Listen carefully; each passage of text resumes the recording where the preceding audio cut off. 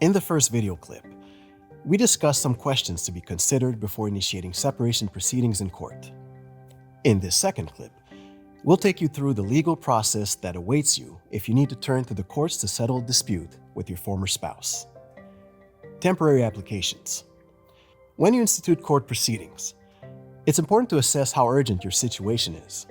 As you can imagine, court proceedings may take months, even years to be completely settled.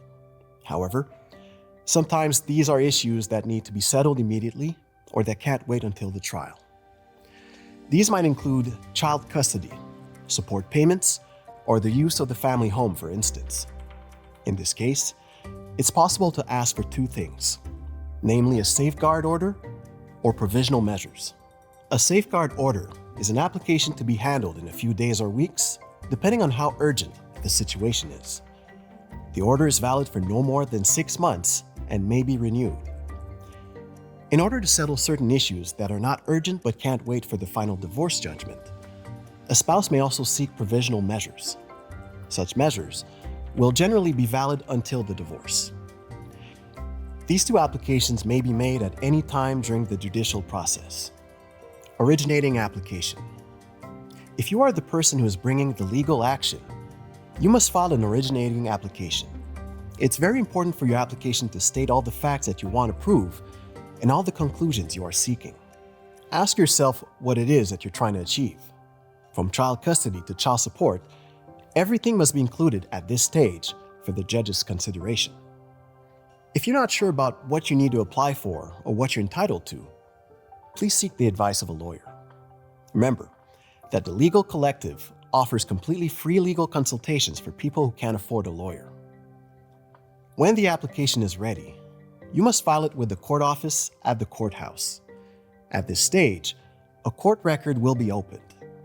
The application must also be served on the former spouse by bailiff. This is what is called service of application. If you're the one who filed the originating application, you're the applicant. If you're the one on whom your former spouse had the application served, you're the respondent. Answer and cross application. In the case of a divorce, the spouse who receives a divorce application has 15 days to reply, failing which a judgment could be rendered in his or her absence. The respondent spouse may not just reply but also file his or her own applications, known as cross applications. The respondent could even file an application for a safeguard order to settle certain pressing issues. Submission of temporary applications.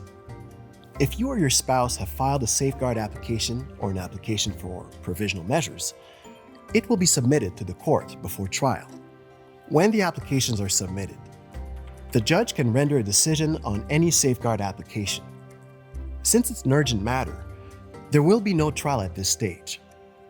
The judge will base his or her decision on the documents already on file and on each party's explanations. As for provisional measures, there will have to be a subsequent hearing, which normally takes place a few weeks or months later.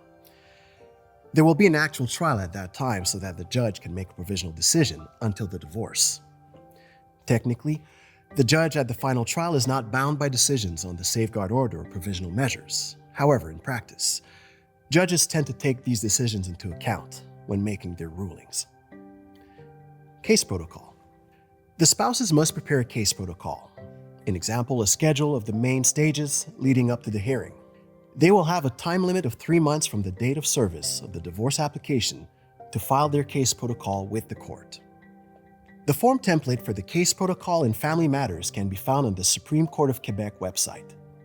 Preparation of the case. The spouses will then prepare their respective case based on what is provided in the case protocol. Among other things, this involves gathering evidence, sharing it with the opposing party, filing it with the court, selecting witnesses, and requesting expert opinions if necessary. Choice of a hearing date. When the case is ready, that is, when the parties have taken all the steps in the case protocol, a request must be made to obtain a hearing date by filling out the form, Request for Sitting Down for Trial, and filling it at the courthouse. The spouses must have sent this form no later than 1 year after the case protocol was accepted by the court or established with it. If you're not married to your former partner, The process is a little different and generally a bit simpler. With the originating application at the very outset of the case, you're required to file what is called a notice of presentation, indicating the date and time that the respondent partner must appear in court.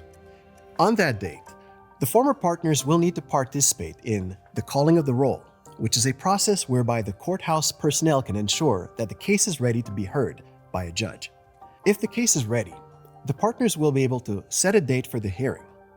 If it's not ready, for instance, if some documents are missing, the partners might need to appear in court again to fix a date. If a safeguard application has been filed, a judge may render a temporary decision when the applications are submitted. This decision is valid for up to 6 months.